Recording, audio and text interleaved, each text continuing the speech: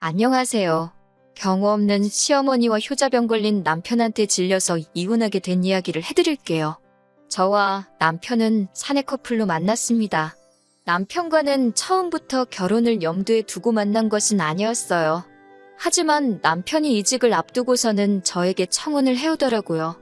어차피 할 결혼인데 직장을 옮기기 전에 해야 축의금을 많이 받지 않겠냐면서요. 지금 생각해보면 황당한 말이었지만 그때는 꽤 그럴듯하게 들렸습니다. 그렇게 남편과 부부의 연을 맺게 되었네요. 친정에서는 외동딸 시집 간다고 집이라도 해주고 싶다고 하셨지만 남편은 저희 힘으로 열심히 살아보고 싶다며 저희 친정아버지께 마음만 감사히 받겠다고 했습니다. 그렇게 저희는 각자가 모은 돈을 모아 방 2개의 전셋집을 구했고 그곳에서 신혼살림을 시작했습니다. 신혼의 팩이라고 해야 할지 잘 살 수 있을 줄 알았고 행복할 거라 믿었습니다. 그러나 결혼 생활이라는 게 생각만큼 즐겁고 행복하기만 한 건 아니더라고요. 특히 2년 정도의 신혼생활을 즐기고 아기를 가지려던 원래의 계획과는 달리 2달 만에 아기 천사가 저희를 찾아와 주었고 그로 인해 저는 죽는 게 낫겠다 싶을 정도로 힘든 입덧에 시달리게 되었습니다. 얼마나 심했는지 음식은커녕 물을 삼키기도 힘들었고 하루는 길에서 쓰러질 뻔한 걸 가로수를 잡고 간신히 버텨내기도 했습니다. 솔직히 그때는 임신한 사실이 하나도 기쁘지 않고 힘들고 우울해서 죽을 것 같았습니다. 최대한 버틸 수 있을 때까지 버티다가 출산휴가를 쓰려고 했는데 그럴 상황이 못 돼서 결국 퇴사를 해야만 했어요. 그런 와중에 시아버지의 생신이 돌아왔습니다. 시아버지의 생신은 주말이었는데 시어머니께서 월요일 아침에 전화를 걸어오셨어요. 아직까지도 가슴에 맺힌 일이라 요일까지 생생히 기억이 납니다. 시어머니께서는 제 상태가 어떤지도 묻지 않으시고 시아버지께서 며느리 보고 처음 맞는 생신이라 기대가 크시다고 하셨습니다. 며느리 솜씨 좀 보고 싶다고 하시면서 시아버지가 좋아하시는 음식들을 불러주시더라고요. 제가 입덧 때문에 못할 것 같다고 했지만 왜 해보지도 않고 못한다고 그러냐면서 정성이 중요한 거 아니겠냐고 거의 다그치듯 말씀하시더군요. 결국 당일날 힘겹게 준비한 갈비랑 잡채를 들고 시댁으로 향했습니다. 남편은 말로는 미안하다 하면서도 뭐가 그렇게 좋은지 희희낙낙이더군요. 누가 웃는 얼굴에 침 못 뱉는다고 했나요? 정말 뱉고 싶던데요. 아무튼 시댁에 도착하니 집안에선 이미 음식 냄새가 흘러나오고 있었고 다시 속이 안 좋아졌습니다. 게다가 결혼식 때 잠깐 뵀던 시고모님도 와 계셨습니다. 저를 보자마자 얼마나 힘들길래 안색이 이러냐며 뭐하러 왔냐고 그러시더군요. 남편에게 듣기론 시고모님 성격이 보통이 아니라고 했는데 그런 분이 보기에도 제가 엄청 안쓰러웠나 봐요. 시고모님은 시어머니께 딸이었어도 음식 해오라고 했겠냐며 제가 하고 싶었던 말을 대신 해주셨어요. 그 말을 듣는데 저도 모르게 하마터면 울 뻔했어요. 이윽고 식사가 시작되어 제가 준비해간 음식을 꺼냈습니다. 솔직히 맛이 있을 거라는 기대는 없었어요. 간은커녕 냄새 맡는 것도 역했던 상황이라서 정말 오로지 빨리 끝내고 쉬고 싶다는 심정으로 만들었거든요. 그래도 다행히 시고모님께서는 이 정도면 충분하다면서 고생했다고 한마디 해주시더군요. 그런데 시아버지와 시어머니는 생각보다 음식 솜씨가 없다면서 친정어머니가 하나도 안 가르치고 시집을 보낸 거냐고 물으시더군요.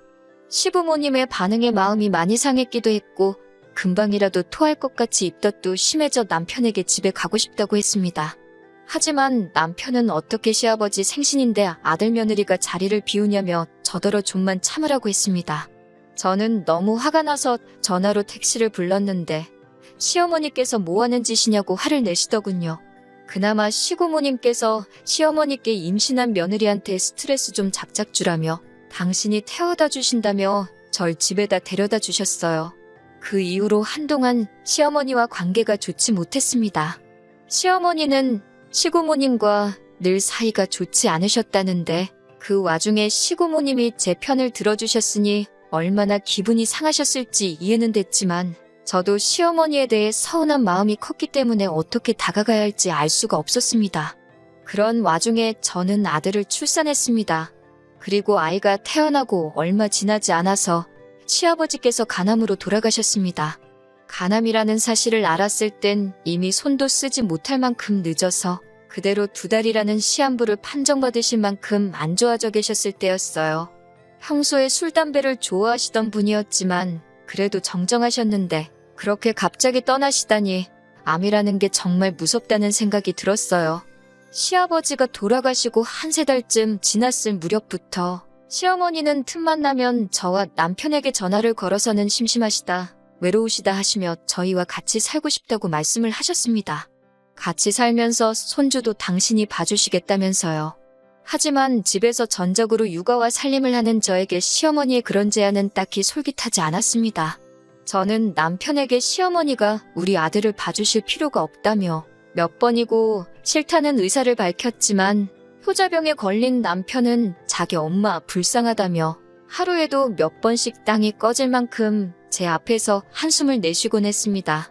그러다 하루는 제가 계단에서 미끄러지는 사고를 당하고 말았습니다.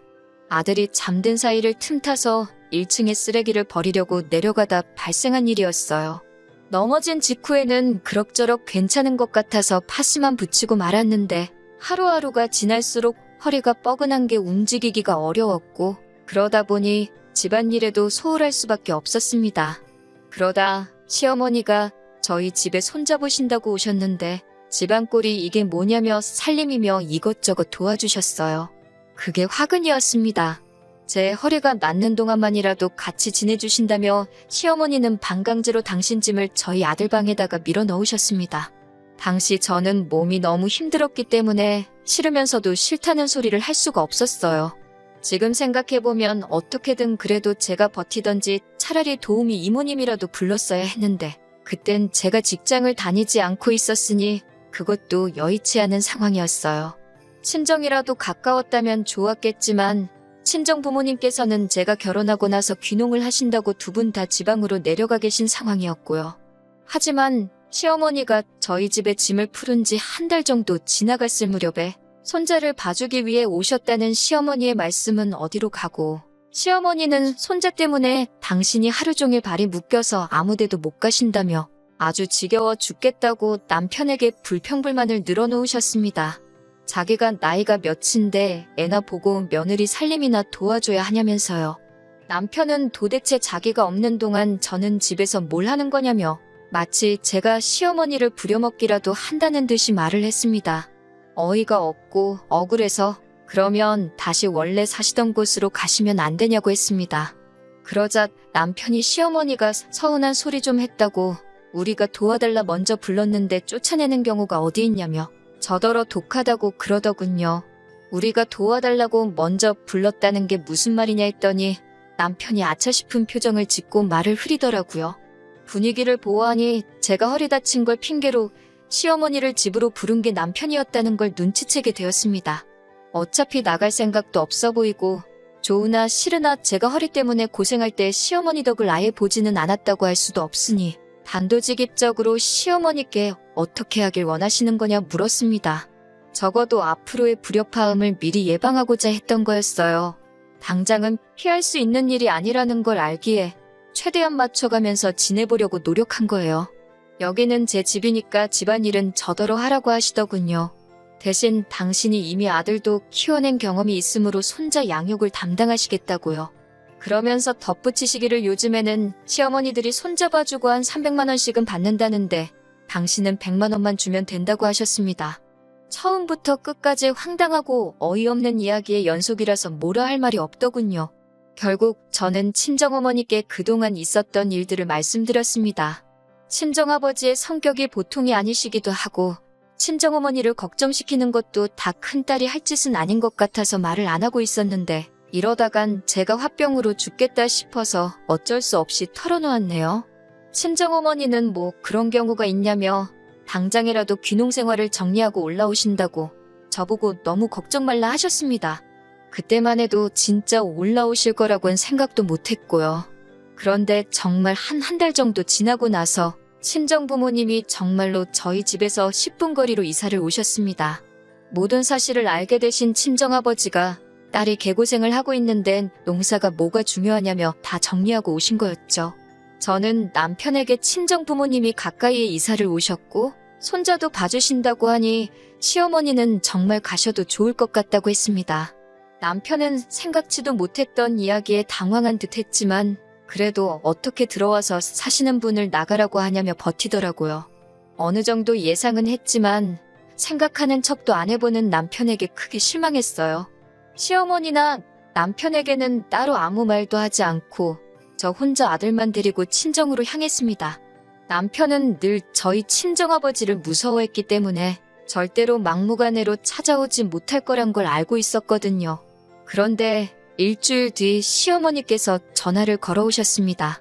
당신이 졌다며 저더러 손자랑 돌아오라고 하시더군요. 당신은 전에 살던 집으로 돌아가신다면서요. 며느리 없이 다 큰아들 삼시세끼 밥 챙겨 먹이고 하는 게 보통 일이 아니셨나 봅니다. 기왕 이렇게 된 거 남편 정신 좀 똑바로 차리라고 한 3일 정도를 친정에서 더 버티다 집으로 들어갔어요. 여기서 끝이었다면 그래도 아이도 있는데 제가 이혼까지 생각하지는 않았을 거예요. 지난해부터 저는 다시 직장 생활을 시작했습니다. 친한 언니가 창업을 하는데 같이 하게 되었어요. 그래서 출근할 때 아들을 옆에 사는 친정어머니께 부탁드리고 퇴근할 때 데리고 오는 일상이 시작되었습니다. 한 달에 70만 원씩 드렸는데 그나마도 손자 옷이다 신발이다 그런 것들에 쓰셨어요. 죄송하고 감사하고 복잡한 마음이었습니다.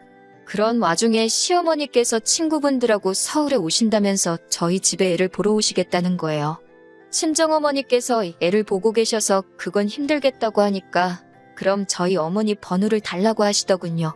저는 그때만 해도 저희 어머니랑 통화를 해서 무슨 방법이라도 찾아보시려나 싶어서 일단 연락처를 드렸습니다. 제가 직장에 있었기 때문에 바쁘기도 했고요. 그런데 시어머니께서 저희 친정어머니께 말씀하시기를 자기가 서울 올라오는 날에는 저희 집에 오셔서 손자를 보라고 하셨답니다. 그러면 당신이 친구분들하고 와서 손자 자랑 좀 하신다고요. 시어머니가 손자 보고 싶으신 마음이야 이해를 하겠지만 그렇다고 어떻게 사돈한테 오라가라를 할 수가 있는 건지 도대체 이해가 안 되더군요.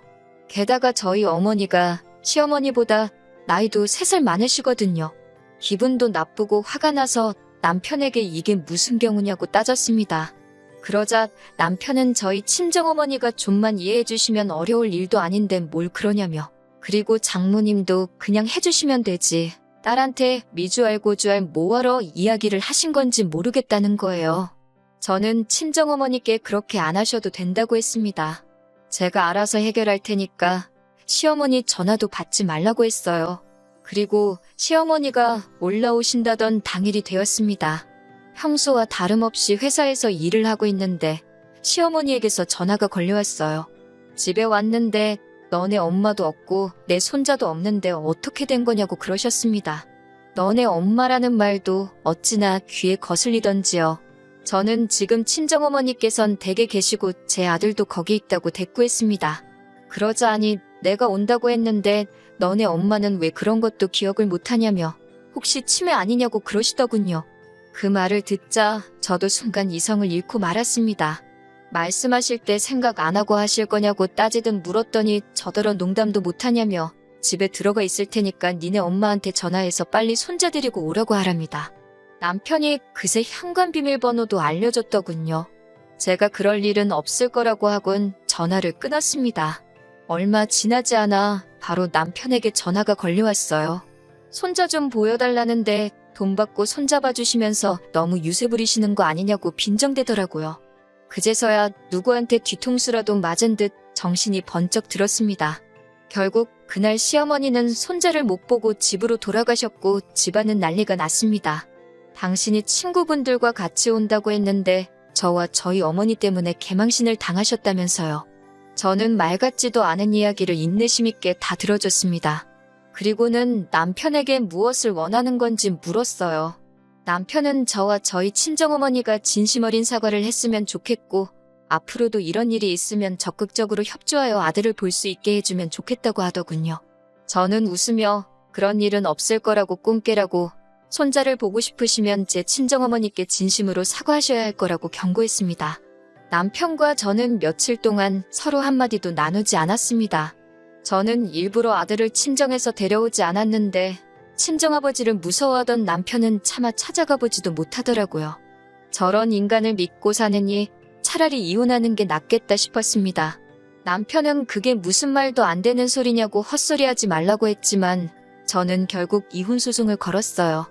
시어머니의 억지와 어떤 상황에서도 해결할 의지가 없는 남편을 참고 살 바엔 혼자 사는 게 훨씬 낫겠다는 판단이었습니다. 이혼 소송 중 제일 관건은 양육권이었는데 결과적으로 제가 이겼습니다. 친정 부모님의 재산과 제가 버는 수입이 남편 쪽보다 많았고 친정어머니께서 손자를 봐주고 계셨다는 점과 제가 직장을 다니기 전까지 남편의 도움 없이 아이를 키웠다는 점을 인정받았거든요. 엄마라는 지위도 한몫했고요. 지금은 친정 부모님과 함께 지내고 있습니다. 한 달에 한 번씩 남편과 시어머니에게 아들을 보여주고 있어요. 만날 때마다 다시 합치면 안 되냐고 얼마자 질척이는지 몰라요. 남편은 돈이 없어서 아들을 뺏긴 게 분하다며 코인을 하다가 그나마 모아둔 얼마도 날렸다며 한탄을 하는데 보고 있자니 한심하기 짝이 없더군요. 시어머니는 돌이켜 생각해보니 그래도 저만한 며느리가 없었다며 자기가 이제 정말 딸같이 잘해줄 테니 마음 고쳐먹고 돌아오라는데 웃음만 납니다. 아들이 어떤 결정을 내릴 수 있는 나이가 될 때까지는 아버지인 남편과 할머니인 시어머니를 만나게 할 생각입니다. 날씨가 많이 습하고 더워졌네요. 그래도 다들 기분 좋은 하루 되시길 바랍니다.